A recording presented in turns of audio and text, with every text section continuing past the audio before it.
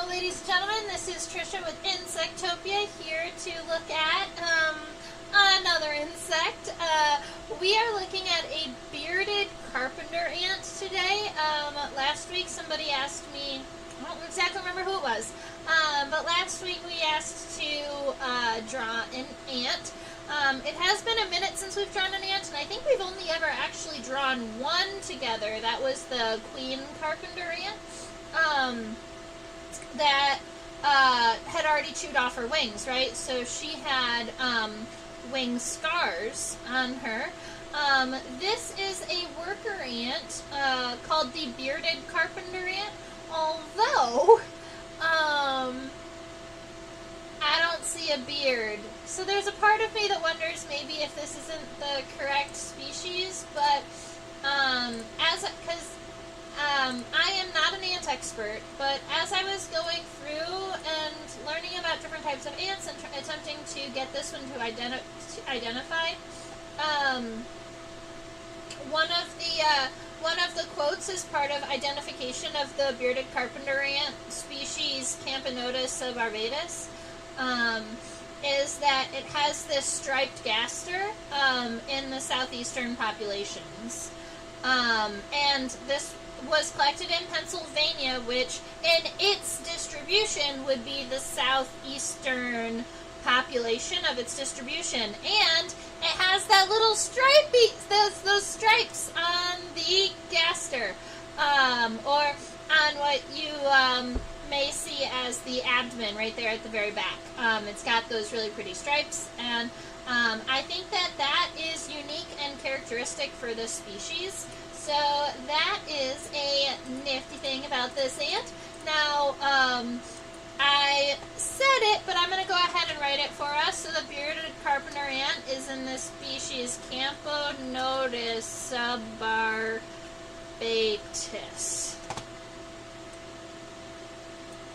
For those of us that like to write down the scientific names and make sure you're keeping notes of them. And I'm going to double check that I spelled it right. I did! Look at that! Winner! Alright, so I'm going to go ahead and write this on my paper too. Right around here.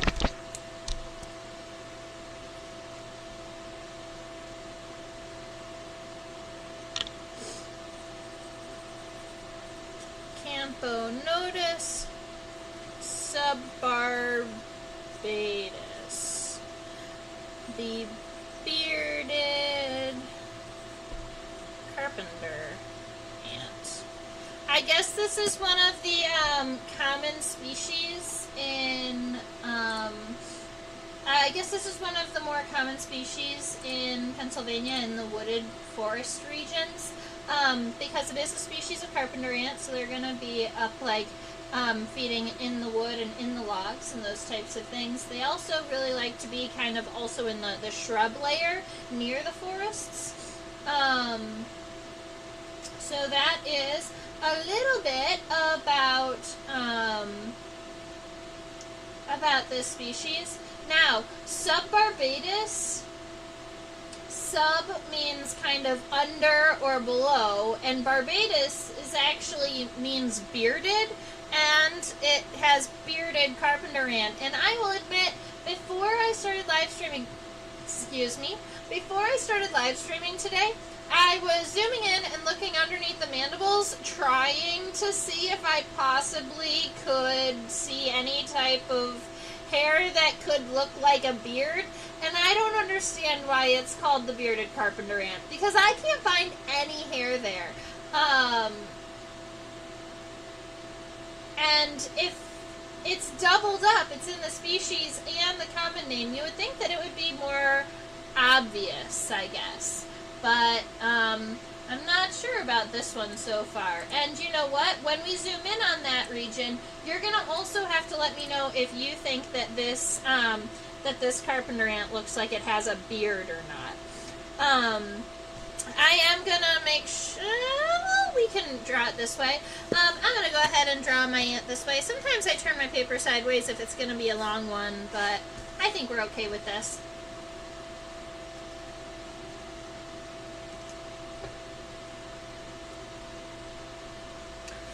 Sorry, it hit 10 o'clock and I hadn't eaten my last piece of orange yet, so I wanted to make sure that was off of my table in front of me. You know, human stuff.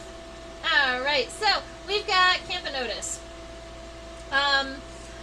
When we are looking and starting to sketch insects, I always make sure that we do a really, really light outline to start, and then we can press a little bit darker when we're zoomed in and checking out all of the individual pieces of the exoskeleton and all of the very fine details.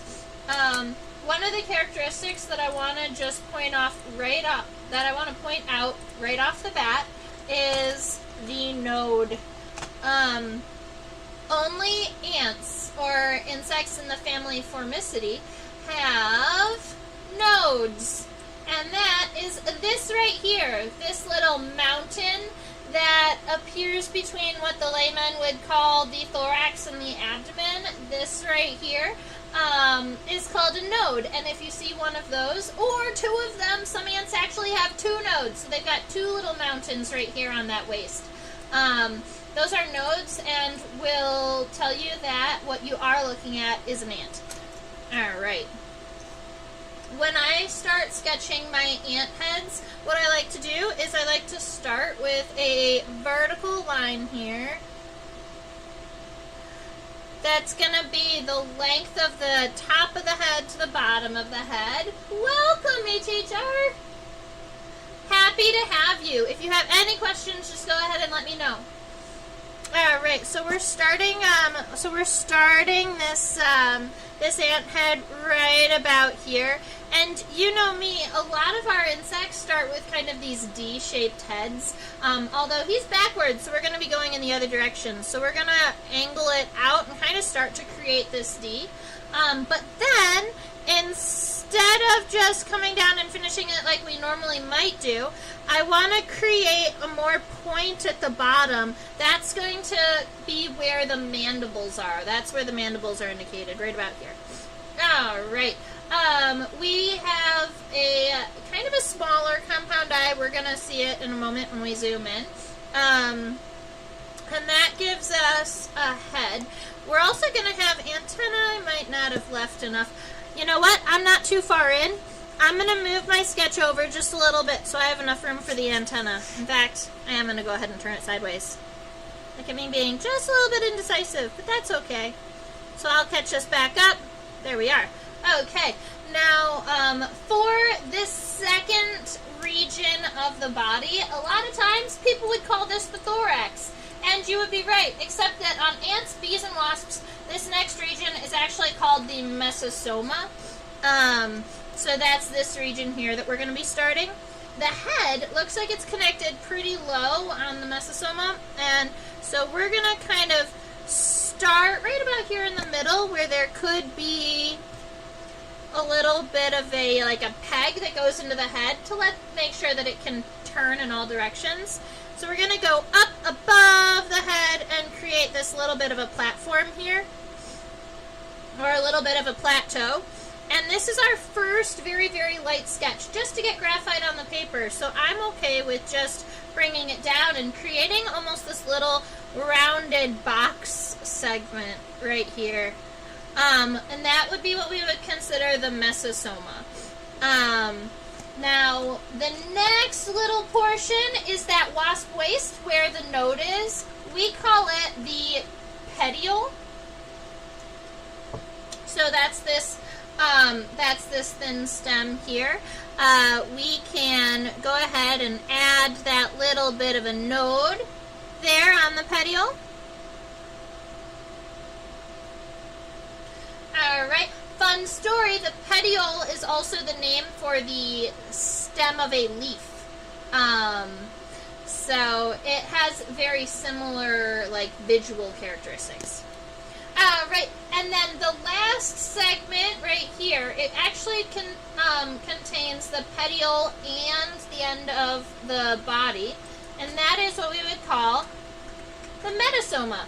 So, if you've been to previous classes, you would know pro is our word for anything in the it's the first one.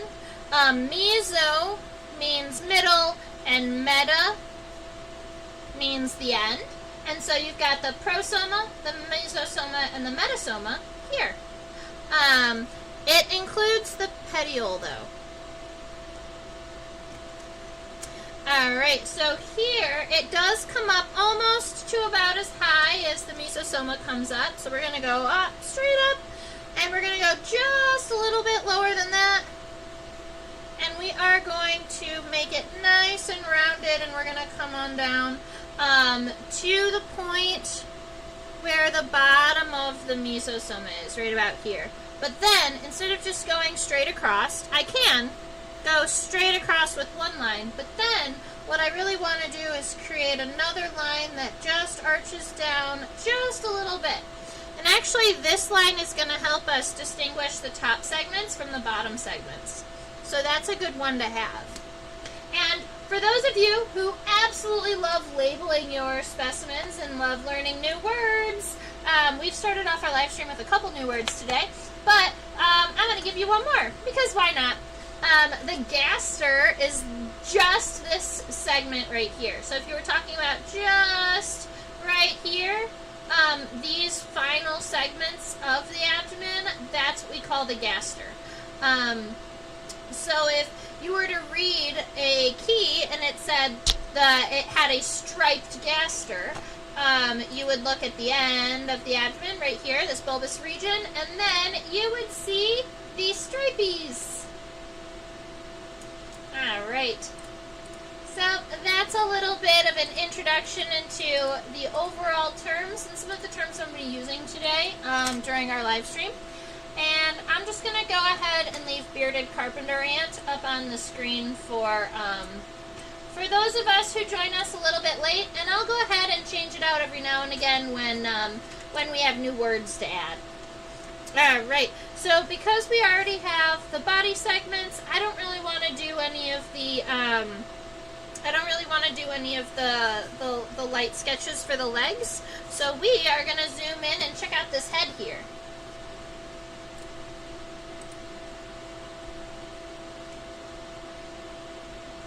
Oh, I forgot to give us a measurement.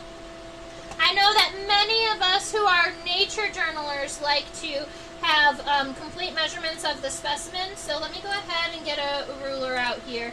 From the front of the head to the back of the abdomen in centimeters, our specimen is 0.73 centimeters long.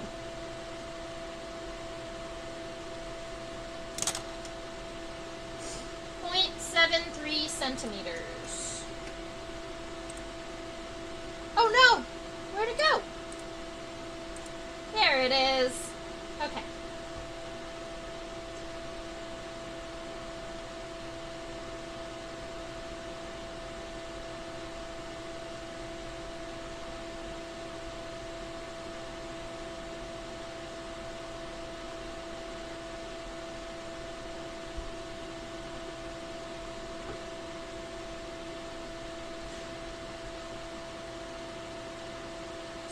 Rotate it just a little bit and see if we can get more of this head visible here. That's better.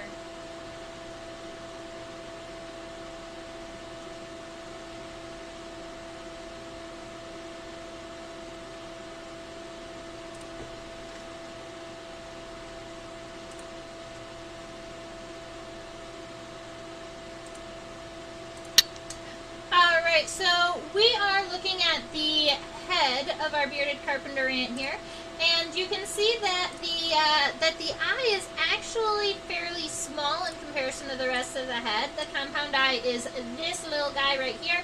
You can see, if we were to zoom in even further, you'd be able to see all of the individual ommatidia, or all the individual lenses within the compound eye. Alright. So, now that we're all zoomed in, we can start finalizing some of these lines and using a darker press, or just going over and using ink to sketch these out. I know some of you really kind of prefer that ink. So, from here, instead of going straight down, I'd like you to notice that the head in its entirety parity is rounded. It's oval shaped instead of being really, really flat with corners. So here, where I'm going to start is I want the head to be about the same size, because even though we've zoomed in, the ratio of all the body parts is going to be the same. But I want to make sure that this straight line is more arched towards the back. So I'll just come through and I'll give it a nice clean arch here. And then up to the front slightly. I'm not going to finish it all the way because there are a couple of things that I want to do. I want to make sure that my compound eye is in the correct place. So I'm going to erase some of those little sketchy lines on the inside that I don't need anymore, that were helping hold my spot. And the compound eye closer to the front, in the top third.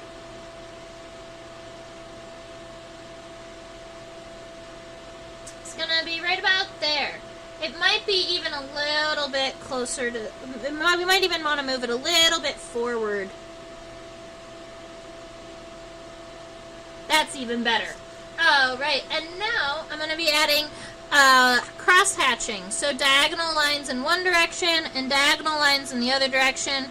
That just gives it the appearance of having lots of little individual cells in it. Now, between where you would imagine that D heading coming down, right about here in between these two spaces, this is where the antenna is going to be connected. So the antenna is diagonal kind of down and to the left of this compound eye here. And the first segment of the antenna is really, really long. This segment is what we call the scape. And so it's going to start here, but it looks like it goes almost the length of the head. So it's going to be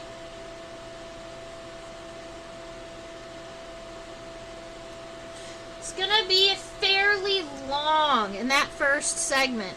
And now that we have at least that first segment sketched out, we can draw the rest of the head here. So you can pull this down.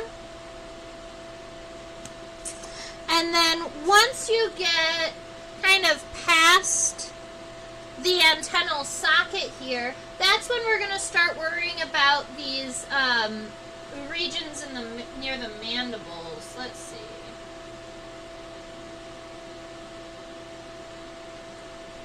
So I'm going to start bringing and kind of narrowing this in, and I'm going to give it a flat line across because I know that that's kind of where the mandibles are going to be connected here. And they are a different segment on the exoskeleton. So let's see. The mandibles, I can even move our microscope a little bit. They're right here. You can see they're curved in a little bit, so they're curved kind of towards the body. So we're going to take this flat line right here where we have it, and we are just going to angle this guy. We want it to still be a point, but we want the mandibles to be angled towards the body. And a lot of times we have them going in the other direction. But they are both like that. So I might even add the mandible on the other side up here so that you can see that they are kind of connecting here. Yeah, I'm okay with that. So we've got some mandibles there.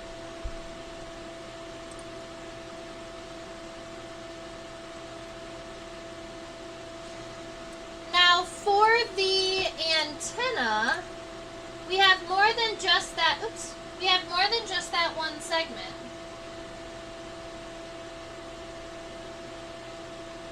One, 2, 3, 4, 5, 6, 7, 8, 9, 10, 11. 1, 2, 3, 4, 5, 6, 7, 8, 9, 10, 11. All right. When I'm counting antennal segments, I always count twice because of the number of times I have miscounted looking at antennal segments. Now, The antennal segment is not all on the same plane, so I'm not going to be able to get all of the individual segments in focus at one time, but I do want to give you an idea of kind of how they're connected and what they look like. So these are the final segments of our antenna. We already know this first one was called the scape.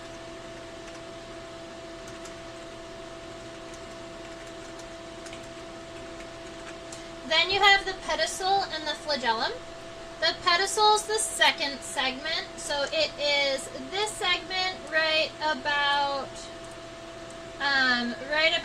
here. That first kind of triangular segment is the pedicel, and then the remaining segments are the flagellum. Now, I mentioned 11 segments, so you've got 10 segments in the flagellum and then the pedicel. So let's check this out. You've got a little triangular segment right here. And then we have 10 more segments after that. So what I'm going to do is just create a little bit of a wavy line up here in the front, because these 10 antennal segments, they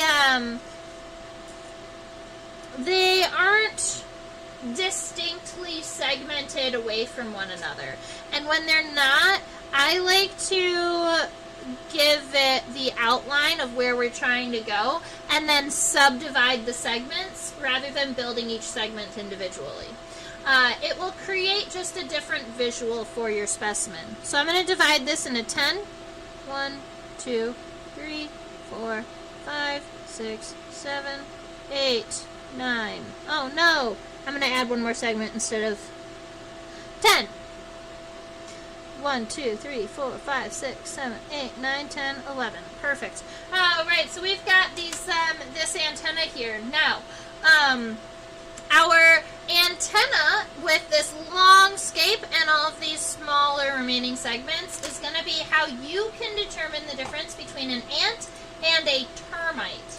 Because termites have what we call beaded antenna. So they have these antennae that they look like a string of pearls. They're all the same length and they all bend kind of together like the end of this segment.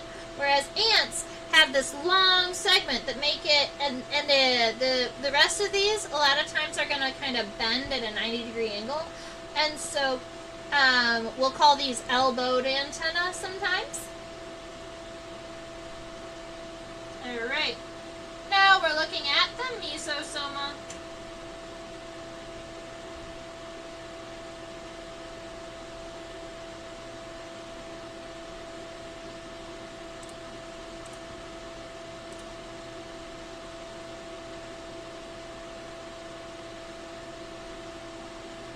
Cool.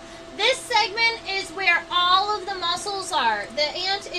Ants are incredibly powerful, and all of the muscles and everything that they need to walk around and to fly or any type of movement, that happens in the in ants we call it the mesosoma. And any other insect in the world, we would want to call this the thorax. Alright. So, I'm going to zoom in just a little bit one more time. But on the computer.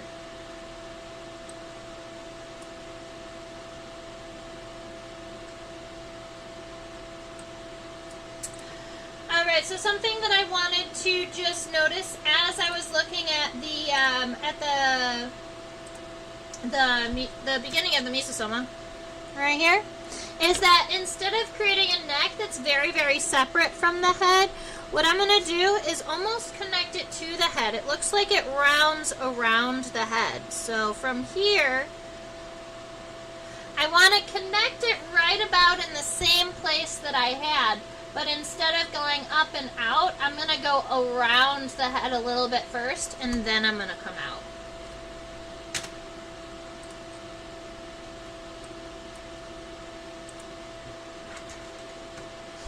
Now, Now there's almost a secondary bump here, and so we have the outline of our sketch, but now we're adding kind of like final details into onto the back of our ant. So we're going to start here, and we're going to give one little mountain.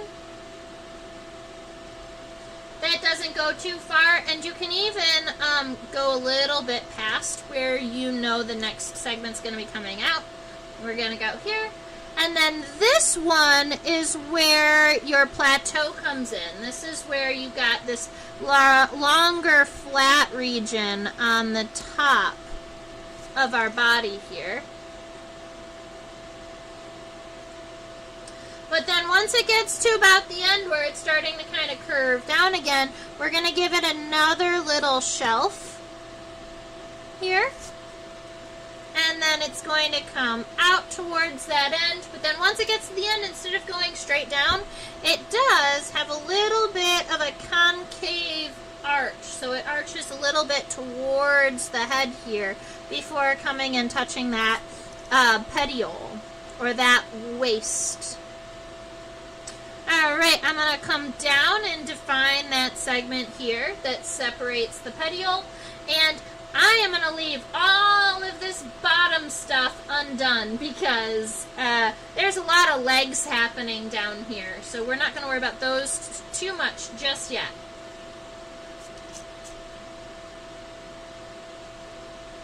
In fact, let's go. We've gone from the front to the back on the top, so now we're going to go front to back on the bottom, I believe. So we'll go ahead and we will start adding our legs, and then we'll get to the gaster at the very end. So there are all types of leg segments that we can see, and I am pretty happy about that. So right here you can see this kind of longer oval shape. That's essentially the ant's, the front leg's hip bone. It's called the coxa, and it's where the leg is going to be connected to the rest of the body. So that segment there is called the coxa, and what I'm going to do is I'm just going to start adding that coxal oval and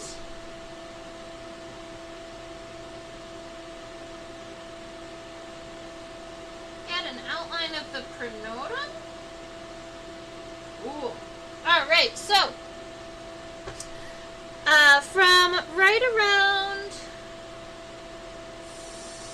here, so right underneath where the pronotum is going to meet the head here, we're going to be adding the coxa, and this is just this kind of long oval, and it is going to go past where the bottom of our body is. We're going to be working around this line, but we're definitely going to pass it a couple times as we're drawing legs and things.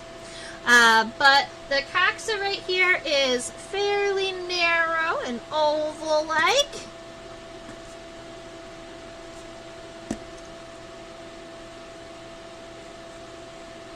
Alright, and then above it we can actually see a little bit of this, we can see a little bit of the pronotum, so that is right here. It's this thin band up on the top, so instead of just leaving it like this, I'm going to take this line and I'm going to wrap it around. And I'm actually going to make it more narrow just a little bit. I don't want it to be so wide here.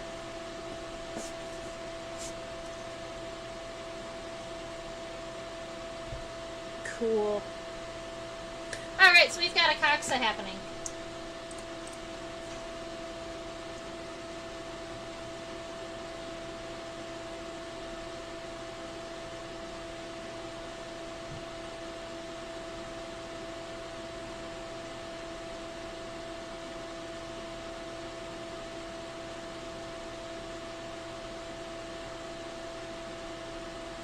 Alright, so I am looking at the next couple of segments of our leg here.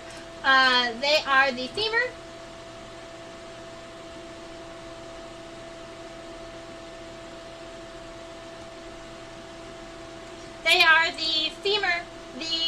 tibia and the tarsi.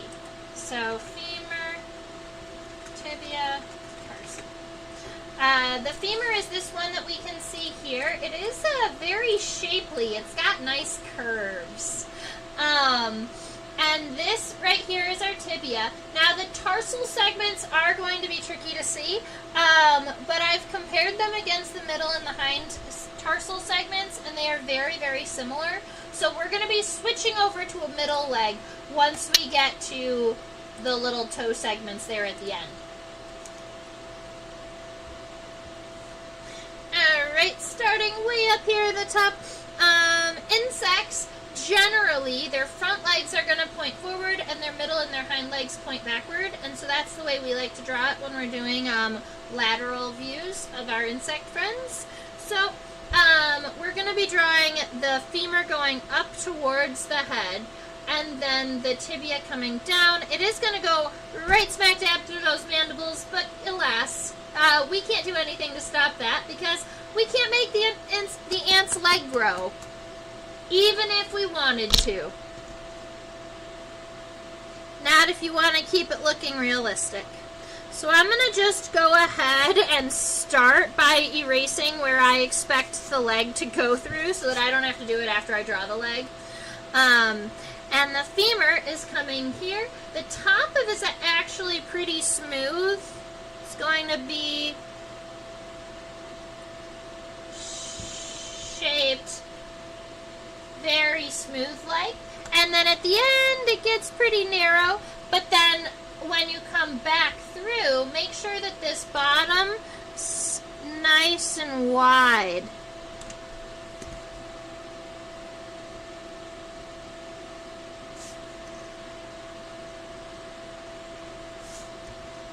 That's a cool looking femur.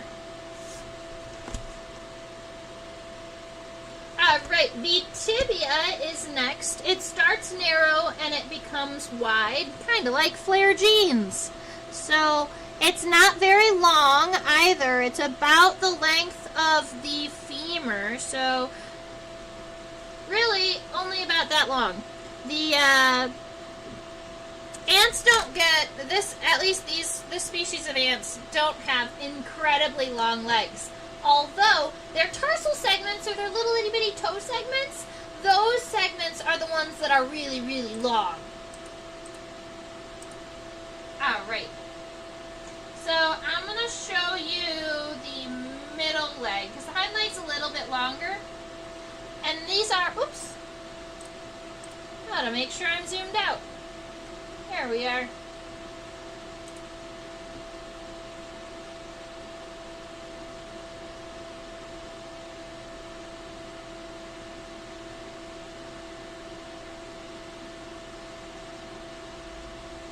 Alright, so these are the tarsal segments on the middle and actually on the hind legs. We can see them both. Starting here, 1, 2, 3, 4, 5 segments. 1, 2, 3, 4, 5 segments. So they are all going to be, this is going to be a 5-5-5 insect, meaning that there are 5 tarsal segments on the front, the middle, and the hind legs. There is an additional little cool, swoopy tibial spine on the front leg, and we're going to have to get a better view of that because I want to show you. But I want you to notice that first tarsal segment is as long as the tibia. Alright, so that first tarsal segment, a lot of times we do tarsi really, really small. This time, it's going to be long. Like, in comparison to this leg, I might even need to make it longer. In comparison to this leg, our first tarsal segment is going to be approximately the same length as our tibia. Maybe a little bit shorter, but not a whole bunch. Alright, then the remaining segments are pretty small. 2 and 3 are what we would call triangular segments. They fit, they look like they could almost stack like ice cream cones. So we're going to go 1 little triangle, 2 little triangles, and these little triangular segments are also where you're going to start leveling out your ant. So wherever you want the ground to be, these are the segments that are going to be kind of touching the ground. So you've got 2 of those. 1, 2, 3. Now the 4th segment is a heart-shaped segment. It looks like this, just really itty bitty tiny right here.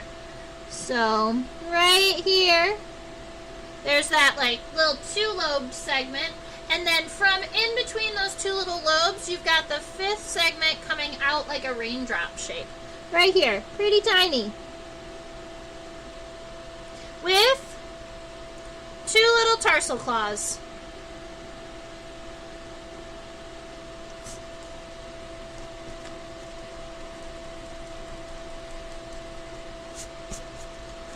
So if you look really close, that's what it looks like. And that is our front leg. You are streaming this late. Yes, Chaos. I'm streaming at the same time I stream every week.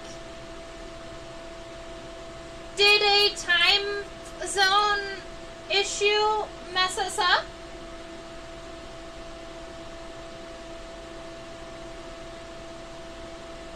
Thursdays at 10 p.m. Eastern, every week. So then I guess my question is, does Germany not do the fall back and spring forward on their clocks?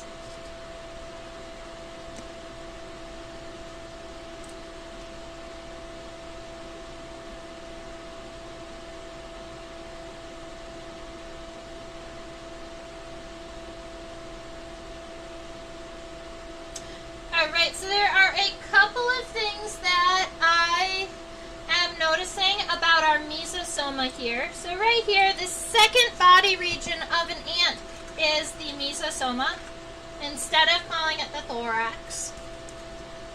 And what I want us to notice are a couple of different, oh, this is a fun word, sclerites. So a sclerite is a segment of the exoskeleton, and what makes one sclerite different from other sclerites are these lines that you can see in the exoskeleton. So they're kind of like individual plates that all sit next to each other. So what I am looking for is where exactly all of these lines go. So from right around here, kind of like in the middle of this piece, we're going to give it just one smooth, nice upward arch that goes down and is going to be divided by this piece here.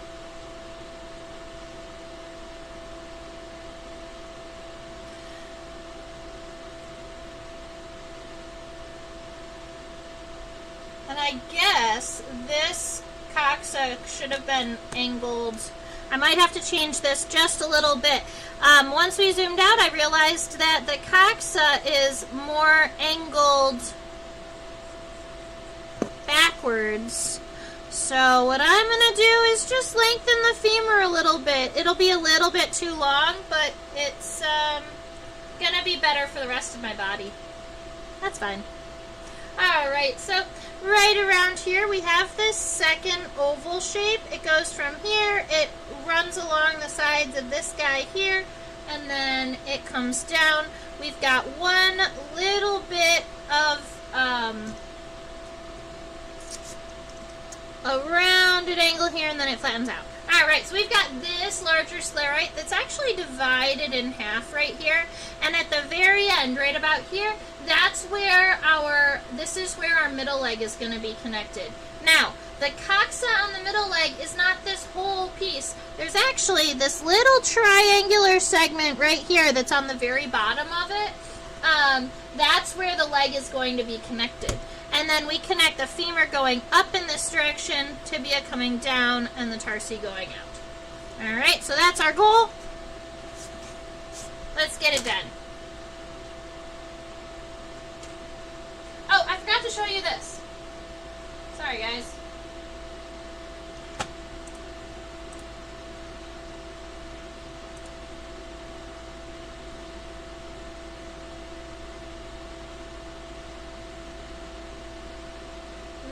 there.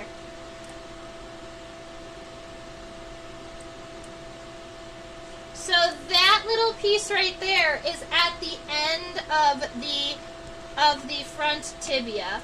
And I believe that it is used to clean off their antenna, which is why they only have it on their front legs. I'm partially see-through. I'm a ghost today.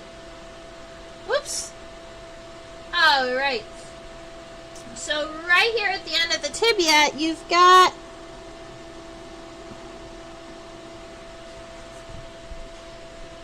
this little guy on the inside of his front leg so that he can lift up his front legs and do this. And he can clean his antenna. It's really cute. I don't know if any of you have ever watched insects clean their antenna, but I'm in love.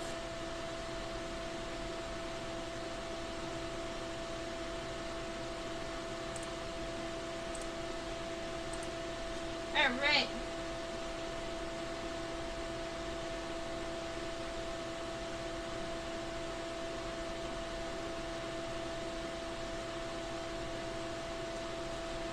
Turning this specimen because the middle leg is more easily viewed from this angle. It's all on one, look at that. Look how pretty it is. It's all on one plane in this direction. And even though we're not going to be able, well, actually. All right, bonus word.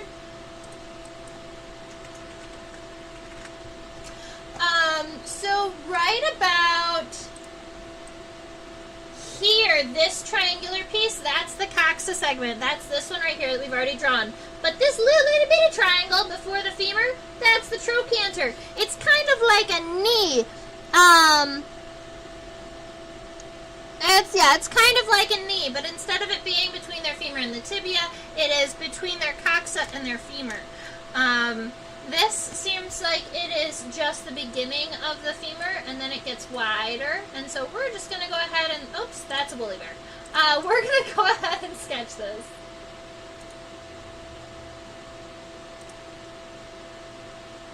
But since I'm going back and forth between India and Germany, oh no! You're in India now? I mean, that's kind of cool. I've never been. Right, so the top of the femur is actually pretty straight. It is not incredibly long, so I'm going to add it coming up to right around here. Yeah, I'm happy with that. And then our femur is going to be a little bit wider at the base and then come up and get narrow again. And now that we have the actual shape of the femur, I'll go ahead and just add this little half piece here so that you can see the little bitty trochanter thread. Okay, now, the femur on the hind leg looks like it's longer than the tibia. So the tibia is just a little shorter. Let's see, sub-oval, I would call it. Rounded at the bottom. Mostly parallel on each side. Kind of like that. So we've got femur, tibia, and then all of those tarsal segments. And keep in mind we got 5 tarsal segments, and those segments are the same as this first leg. The middle leg might be just a little bit longer, but we're going to be fairly similar. So that first segment of the tarsi is actually going to go straight down, and it's nice and long. It's going to help give the ant just a little bit more boost. Just make it a little bit taller. And then we've got 2 of those triangular segments. 1 heart-shaped segment. A raindrop segment, and 2 claws. 1, 2, 3, 4, 5. Perfection. Alright, now all we need to do is that hind leg.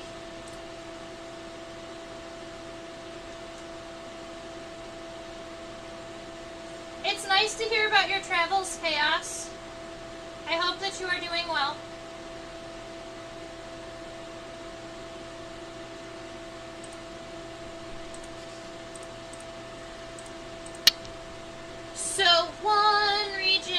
right about here that we want to make sure we've got some lines in as the side right around here. Bloop, bloop, bloop, bloop.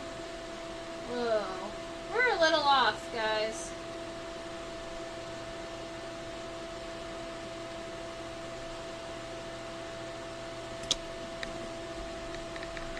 We might have this going, this might be a little bit too long. I might have to shorten the whole friend. That's what I'm thinking I'm going to do. Yep, okay. So, from this region here, I'm just going to make this, I'm shortening the mesosoma. Okay, and then we've got this segment here that comes in and gets kind of narrow here. It comes out where everything is moving to the left now. But I wanted to get this segment here, and this final segment that comes out over here touches this segment here, which is why I wanted to make sure that they were closer together to keep it good. So now all we have to do is add the hind leg to our bearded carpenter ant.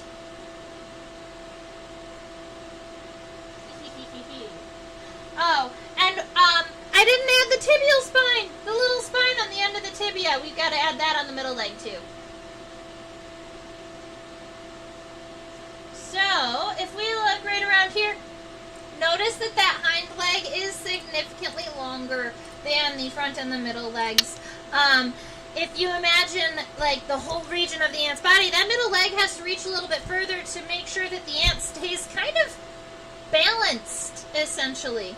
So for this hind leg right about here, it's going to be really hard to see where the hind leg comes out from because it's coming out from essentially right underneath the middle leg. But it's going to come out, it's going to go right over top of this node here, and then it's going to come back down. And we're aiming for about the first third of the abdomen. That's kind of where we're trying to get to. But keep in mind that the abdomen is moving a little bit closer. So if we have the node sitting like here,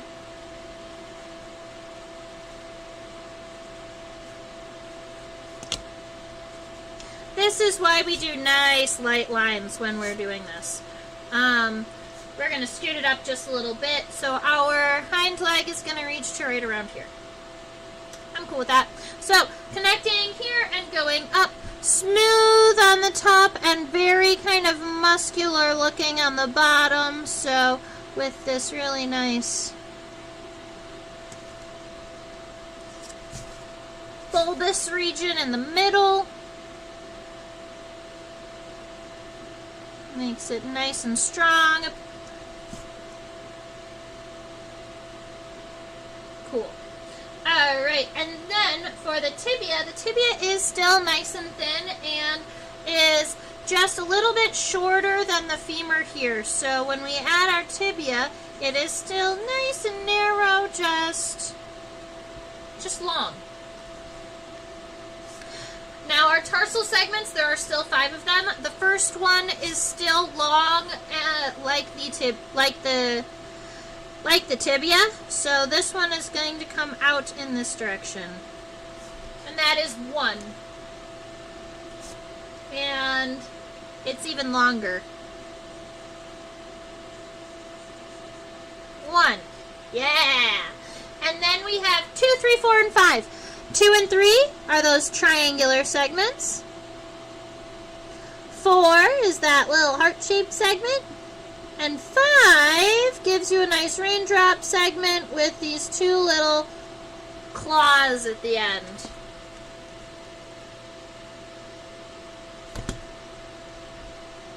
So happy. Last time I was in your stream was around Halloween. Oh man, has it been that long? Well, welcome. Oh, the new place. I am now in Michigan. The new place is working out smoothly. I love it.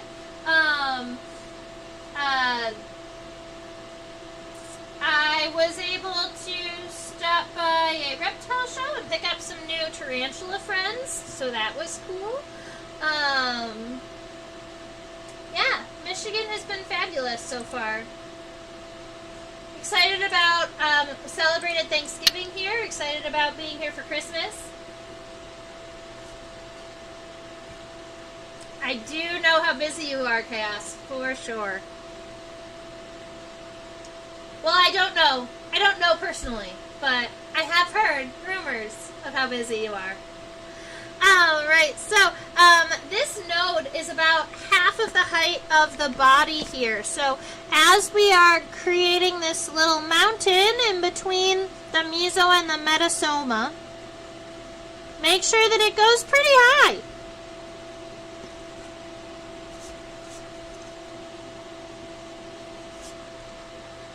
Way up there.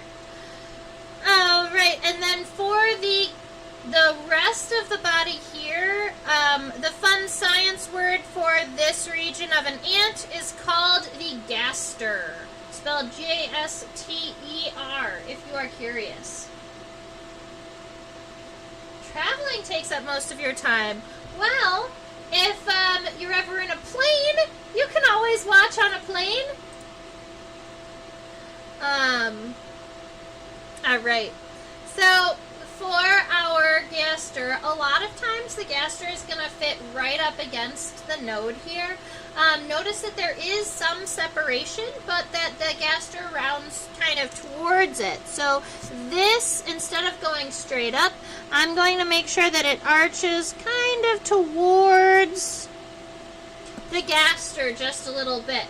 Also, each one of these segments, they are pretty smoothly connected to one another, even though they are separate segments right here along the gaster that create these stripes.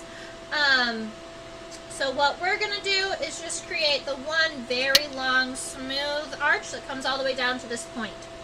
So I'm pretty happy with.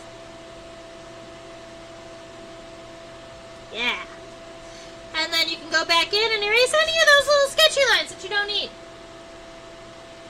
Alright, and then along the bottom, I do want this line here that kind of curves down a little bit. But then this middle line that we left, we want it there, we just don't want to darken that just yet. What we're going to do instead is use it to create the lines.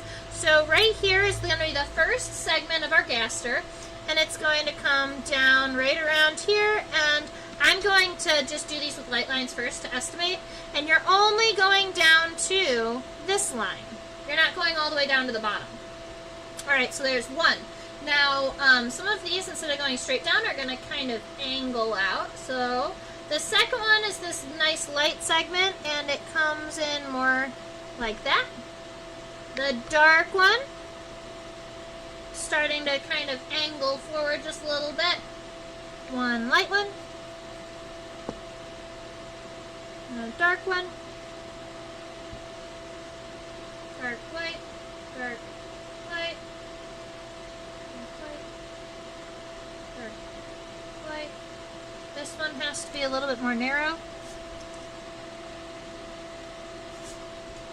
Dark. And then this light one is actually more like this. And then you've got this last segment. I am actually going to, instead of making it so sharp here and make it so long, I'm actually going to end it just a little bit sooner. Right there. Yeah. Alright, so now that we've got the lines all mapped out, I'm just going to come back in and create these lines, and I'm going to cross over. Once you get to this bottom, I'm just going to cross over, maybe even give it just a little bit of a downward arch. So go over, down, and then over, down, over, down, down. Alright, so I took all of those lines, I darkened them, and along the bottoms, instead of just going straight, I gave them these little U's going all the way across. Now, at the very end, I want you to notice that this last segment, kind of where it's all dark, that is going to come straight down, right here. Now, the rest of these, there are segments on the bottom, they're just not darkened and they're not striped, kind of like the ones on the top. So, at each one of these points where you have a segment meeting, I just want you to very lightly draw a line that goes down. And it's going to curve to the right. Okay. So I can erase any and all of those little sketch lines that are in the U's that we don't need anymore. Any of these that are along the segmentation and the gaster. And then if I want, I can even add those darker spots because like we talked about in the very beginning of class, this species, the bearded carpenter ants, are defined in the southeastern region of their distribution by the striping on the gaster. So by these stripes right here. So that's why they're important. And I'm going to go ahead, I added a little bit of graphite. I'm just going to smudge them in so you can't see all those little lines. And I might even just add a very, very light shading to the whole specimen because it's a nice and dark specimen, and that way the striping on the abdomen comes out looking really pristine. You can even come in and take an eraser to it if you want. Clean it up a little bit. He's so cute! And that is our friend the bearded carpenter ant. So, Cass, what I've been doing recently is asking people during the live stream, during the end of the live stream, what they want to draw next week. So, is there a particular insect that you want to look at next week? The ant was requested by folks last week.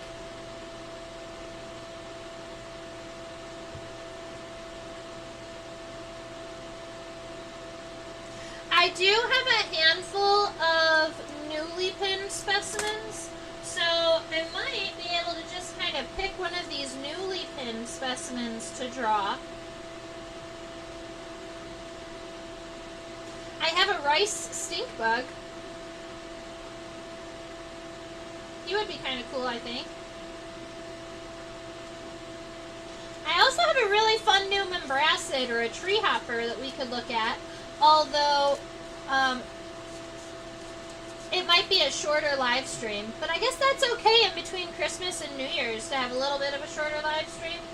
So, I'm okay with that. Alright, have any parasitic wasps? I do! I have this little, I believe he's an ectomonid, but I haven't looked at him under the microscope. Let me check him out first.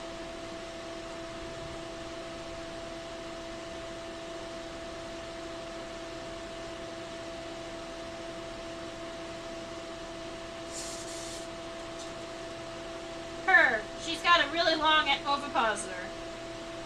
Look how cute she is.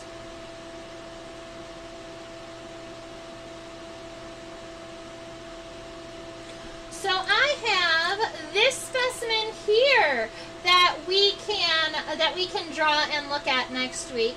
It's got a really pretty red abdomen and it's got a really nice long ovipositor. Look how long that is. And so it could be a really fun one to draw. It's so long. There it goes. And the legs are all beautifully intact still, so I think that that's a good one. This one was actually collected in Madera Canyon, so that's the one we will draw next week. The ovipositor is like the same length as the body. I love it. I will have to double check on the microscope before I start next week as to whether or not this is a Burconid or an Ichneummonid. We can look at its wing. I can look at its wings and determine that. Maybe I can see it now. Let's go and check it out. Might as well.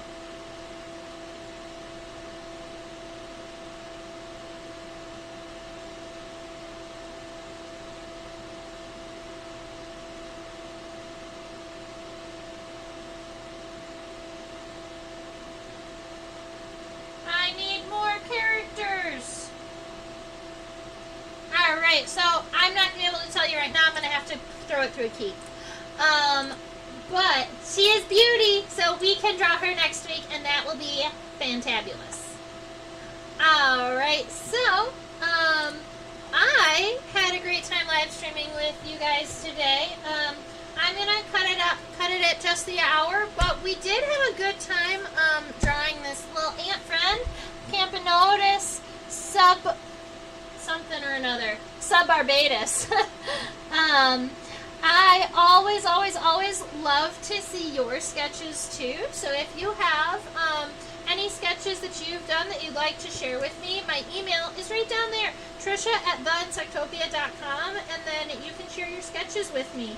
I have, at this point, books and books and books of both black and white illustrations and marker sketches from when I have been doing, from when I do like insect study classes.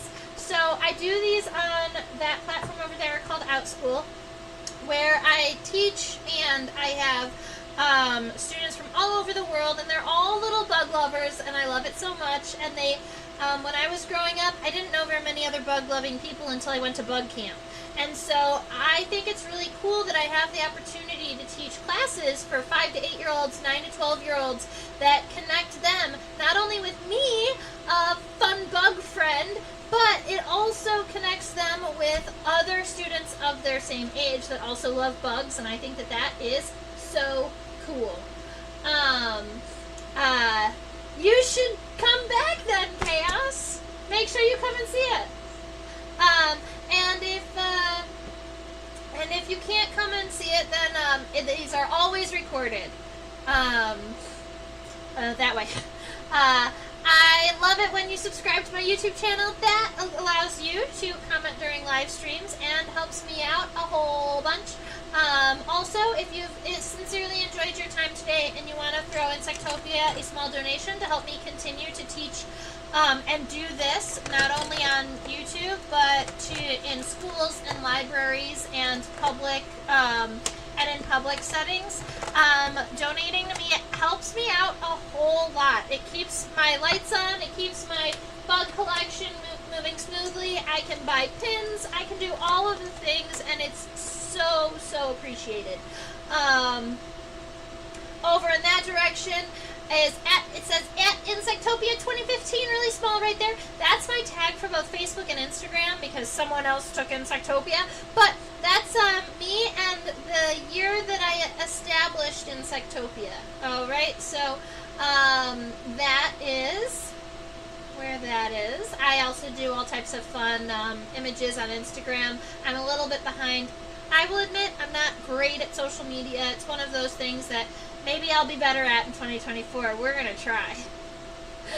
Alright. I hope that you all have a fabulous rest of your week. And stay buggy.